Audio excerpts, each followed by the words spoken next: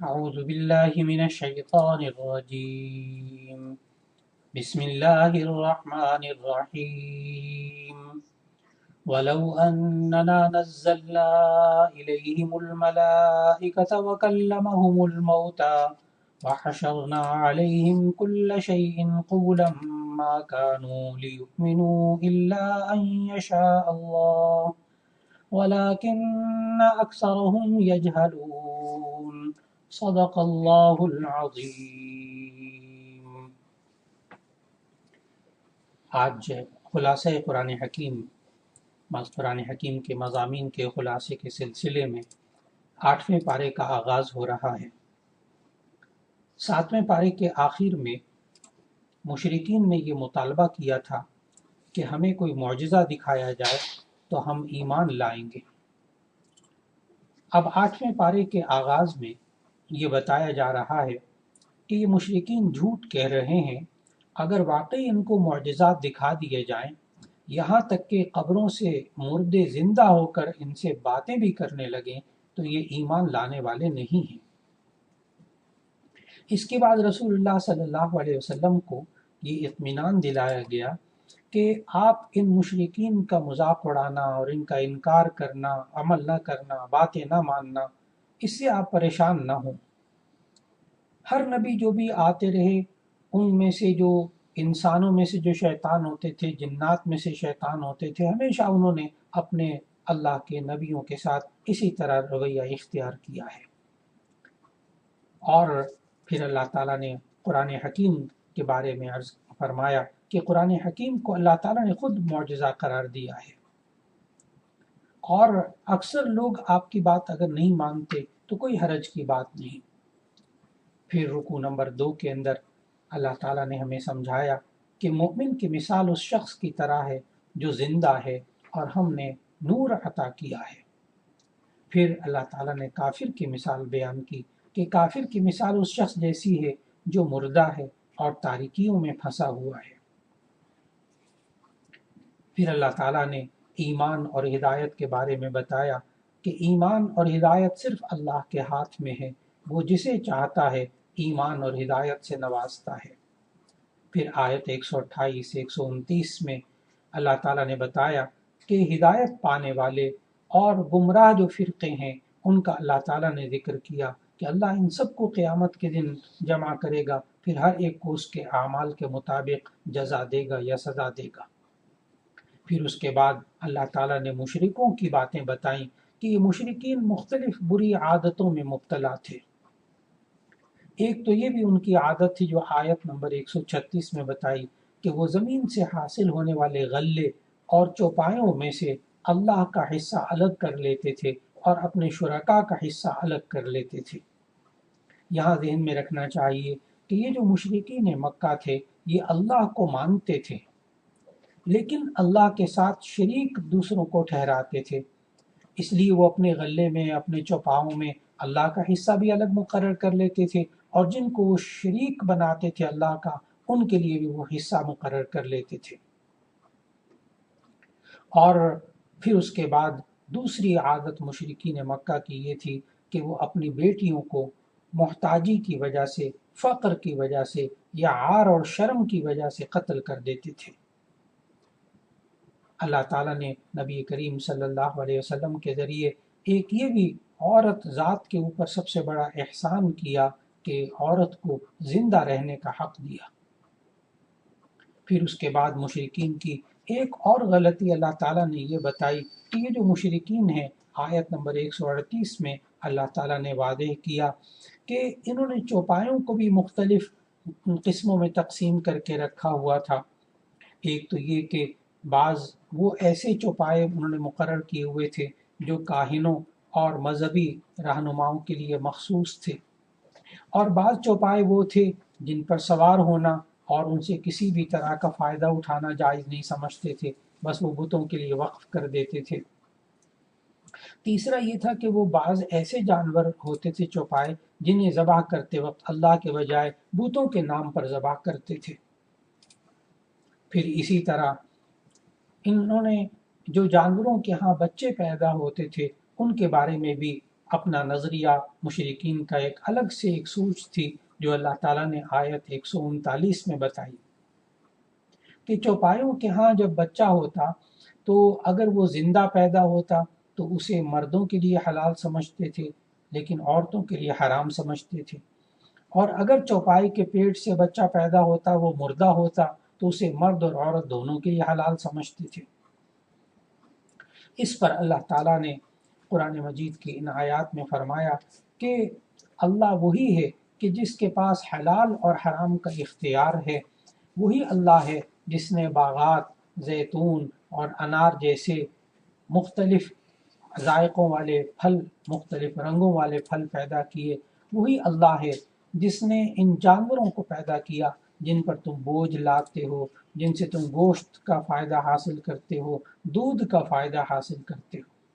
پھر اللہ تعالیٰ نے ان آیات میں سمجھایا کہ حلال اور حرام کرنے کا اختیار صرف اللہ کے پاس ہے۔ یہ انسان چوپایوں کو اور کھانے پینے کی چیزوں کو جس کو چاہے حلال کر لے، جس کو چاہے حرام کر لے، یہ انسان کے پاس اختیار نہیں ہے، یہ اختیار صرف اللہ کو ہے۔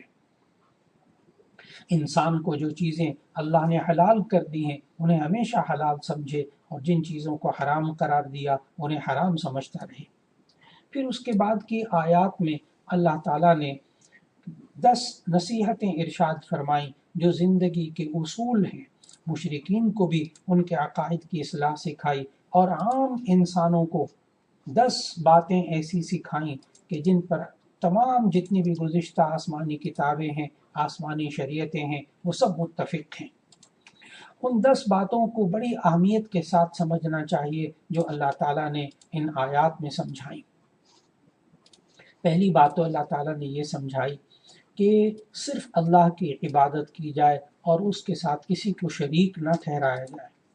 دوسرا یہ کہ والدین کے ساتھ اچھا سلوک کیا جائے اور اپنی زبان اور اپنے عمل سے ماں باپ کو تکلیف نہ پہنچائی جائے۔ تیسری بات اللہ تعالیٰ نے یہ سمجھائی کہ تم اپنی اولاد کو فقر کے ڈر سے یا شرم کے خوف سے تم قتل نہ کرو۔ پھر اس کے بعد چوتھی بات یہ سمجھائی کہ انسان کو ہر قسم کی بے حیائیوں اور برائیوں سے بچنا چاہیے، چاہے وہ خفیہ ہوں یا علانیہ ہوں، یعنی چھپی ہوئی ہوں یا ظاہری ہوں۔ پانچویں بات اللہ تعالیٰ نے یہ سمجھائی کہ ایک انسان دوسرے انسان کو ناحق قتل نہ کرے، یہ حرام ہے اور یہ بہت بڑا گناہ ہے۔ چھٹی بات اللہ تعالیٰ نے ان آیات میں یہ سمجھائی کہ یتیم کے مال پر ناجائز عمل دخل نہ رکھا جائے، یتیم کے مال کو کھانے کی کوشش نہ کی جائے، یتیم کے مال کا تحفظ کیا جائے۔ ساتویں بات اللہ تعالیٰ نے ان آیات میں سمجھائی کہ ناپ تول پورا کیا جائے، جب بھی انسان تجارت کرے تو ایسی صورت میں ناپ اور تول کو پورا رکھے۔ آٹھویں بات اللہ تعالیٰ نے یہ سمجھائی کہ سب انسانوں کے درمیان عدل و انصاف کو ملحوظ خاطر رکھنا چاہیے، چاہے کوئی اپنا قریبی ہو یا دشمن ہو۔ نویں بات اللہ تعالیٰ نے یہ سمجھائی کہ اللہ سے عہد جو کیا ہے تم نے اس کو پورا کیا کرو۔ اور 10ویں بات یہ سمجھائی کہ سیدھا راستہ وہی ہے کہ جو اللہ نے سکھایا ہے، اور جو اللہ اور اس کے رسول صلی اللہ علیہ وسلم کے بتائے ہوئے راستے کے خلاف ہو اس سے بچنے کی کوشش ہو۔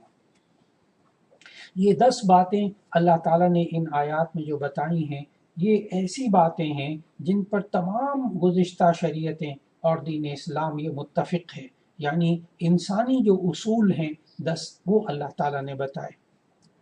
پھر اگلی آیات میں اللہ تعالیٰ نے یہ سمجھایا، سورہ انعام کا بالکل اختتام ہو رہا ہے،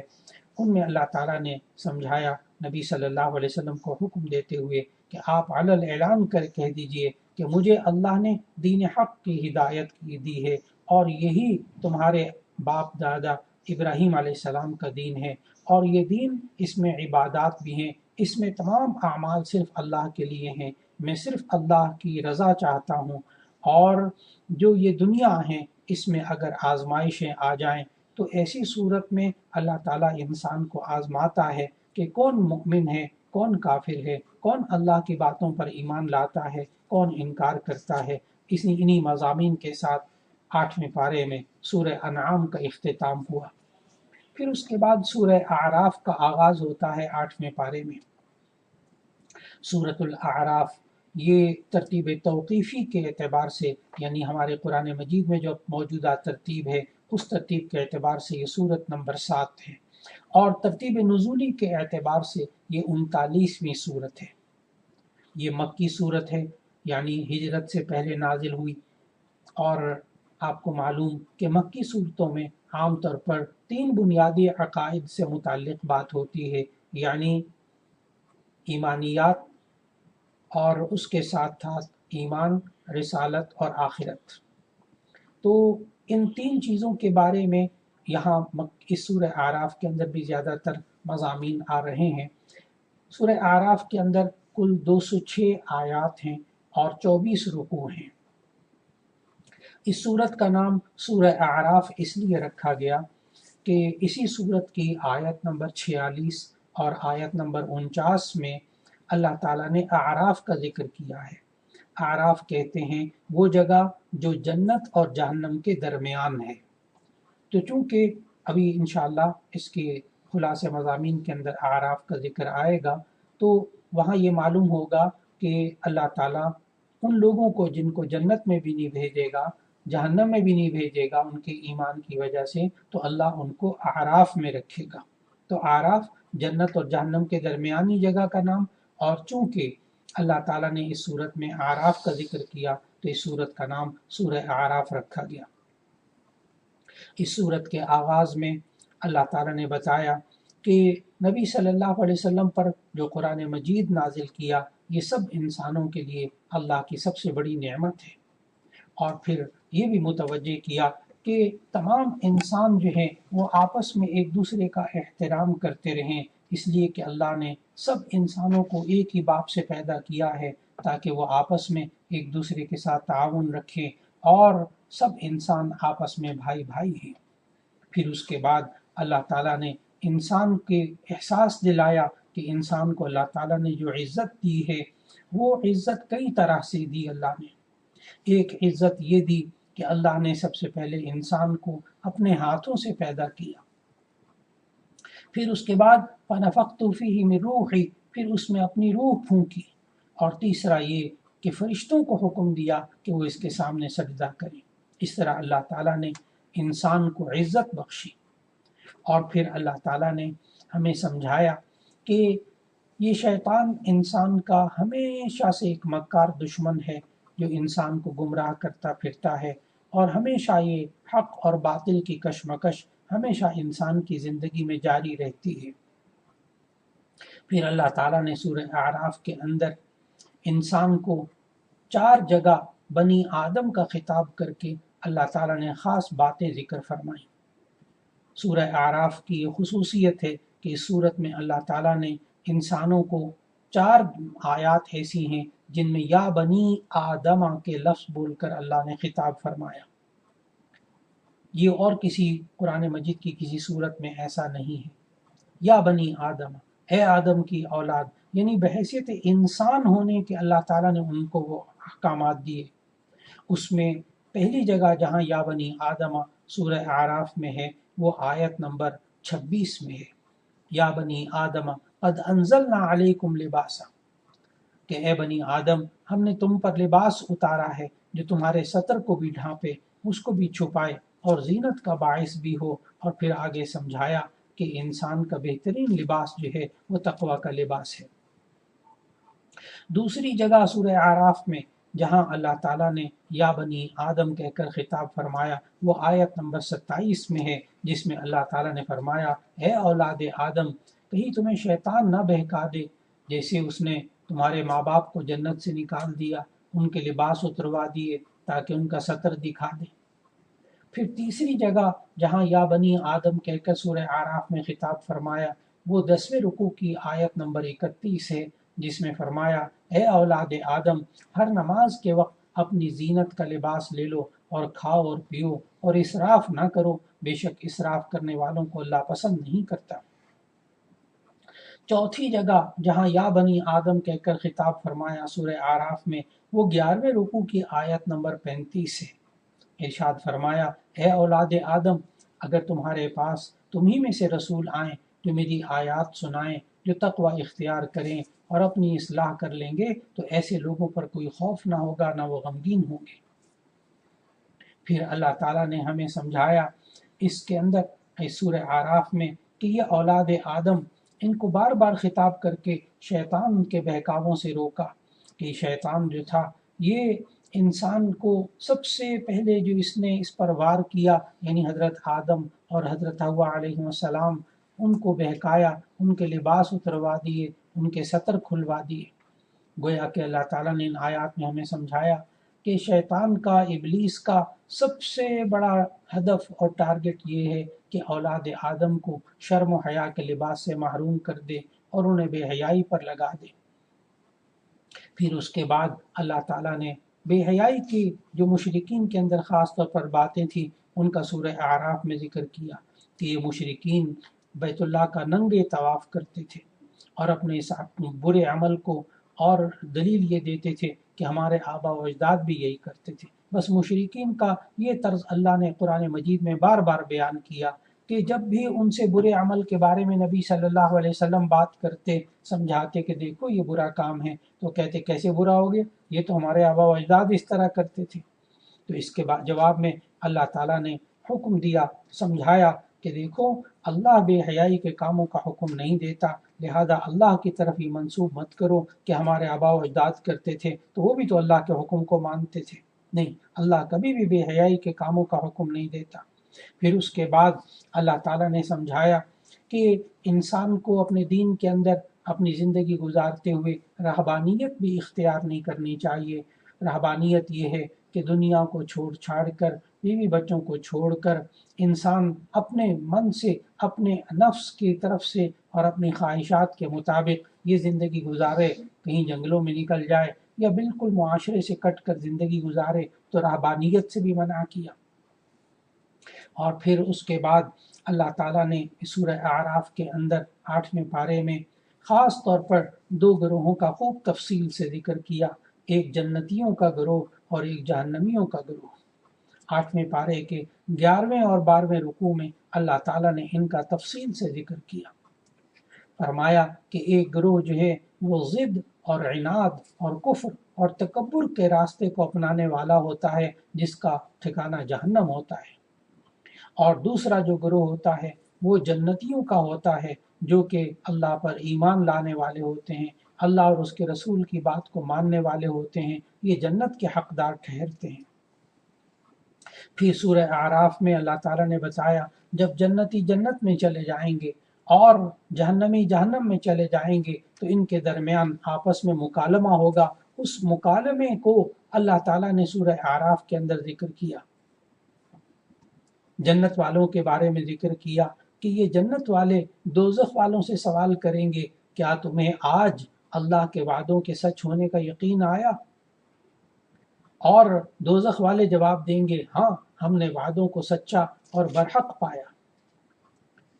फिर उसके बाद जब दोज़ख में, जहन्नम में रहने वाले ये होलनाक गर्मी और भूख और प्यास से परेशान हो जाएंगे, तो अल्लाह ताला ने हमें इन आयात में बताया कि वो जन्नतियों के सामने सवाल करेंगे कि हमें कुछ खाने पीने को दे दो, लेकिन जाहिर है उनका ये बेकार सवाल है। फिर अल्लाह ताला ने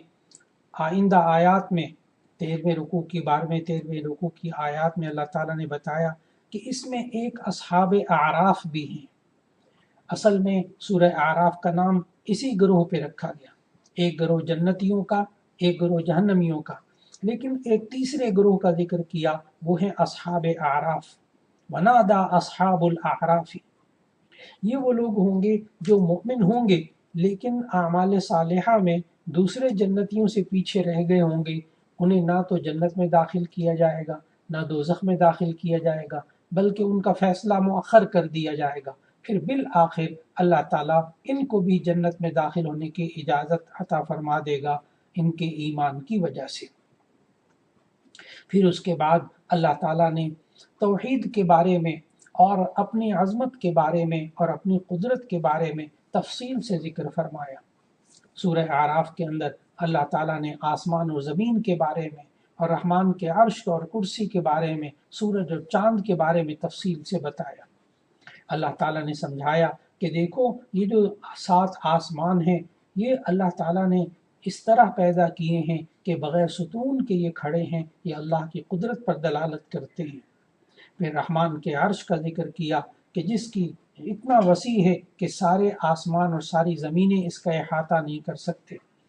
پھر کرسی کا ذکر فرمایا، کیونکہ عرش کے مقابلے میں کرسی ایسے ہے جیسے کوئی حلقہ جو کہ وسیع و عریض صحرا میں پڑا ہو۔ کرسی کی وسعت کا عالم یہ ہے کہ وہ ارض و سما میں نہیں سما سکتی، تو عرش کی کیا وسعت ہوگی۔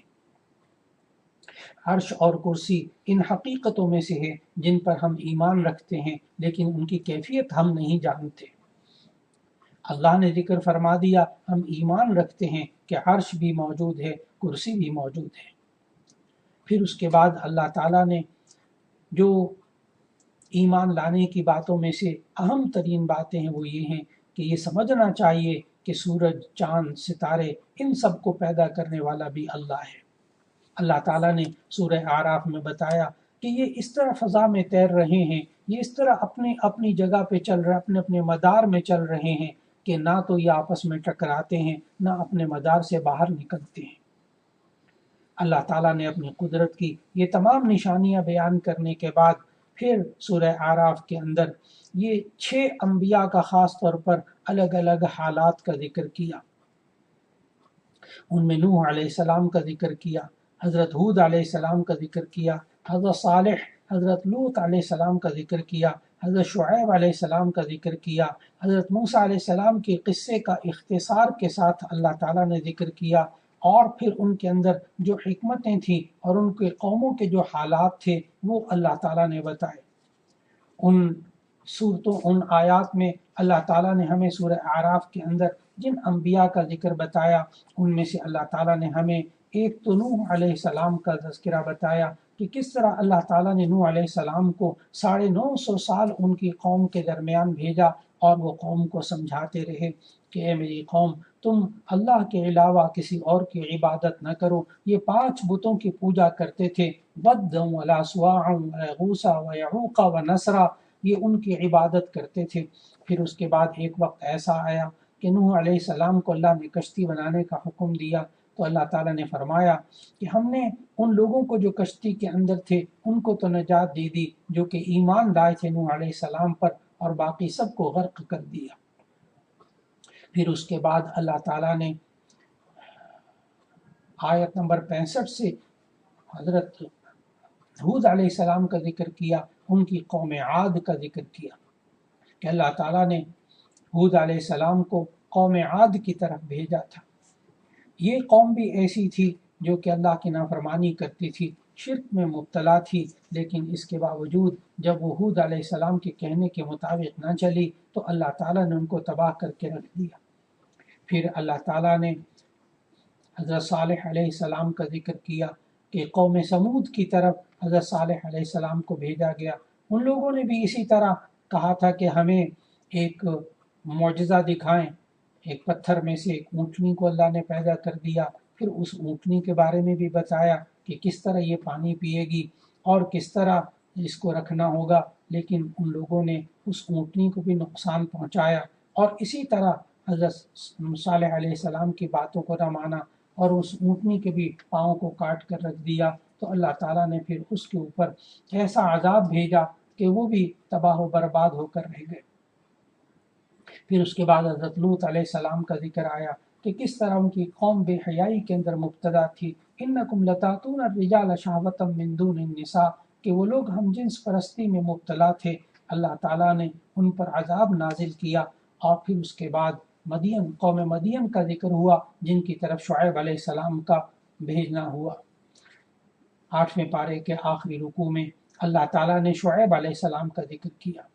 کہ ان کو جب قوم مدین کی طرف بھیجا تو اس قوم کی عادت یہ تھی کہ یہ ناپ تول میں کمی بیشی کرتی تھی، ناپ تول میں بے ایمانی کرتی تھی، کمی کرتی تھی۔ اللہ تعالیٰ نے ان کی اصلاح کے لیے بھیجا، یہ بھی باز نہ آئے تو اللہ نے ان کے اوپر بھی پھر عذاب نازل کیا۔ ان تمام 6 کے 6 انبیاء کا ذکر جو اللہ تعالیٰ نے سورہ اعراف اور اس 8ویں پارے کے اندر فرمایا، اس میں ہمیں نبی صلی اللہ علیہ وسلم کے لیے بھی وہ نشانیاں اور وہ حکمتیں اور احکام ملتے ہیں کہ اللہ تعالیٰ نے یہ احکامات دیے، پھر کہ رسول اللہ صلی اللہ علیہ وسلم کو بھی چاہیے کہ وہ مخالفین کی ایذاؤں پر اللہ تعالیٰ نے ان کو تسلی دی کہ آپ تسلی رکھیں۔ ان تکبر کرنے والوں کا انجام بہرحال برا ہوتا ہے، جیسے کہ گزشتہ انبیاء کے ساتھ اللہ تعالیٰ نے ان کی قوموں کے ساتھ سلوک کیا کہ انبیاء کو تو نجات دی لیکن ان کی قوموں کو تباہ کر کے رکھ دیا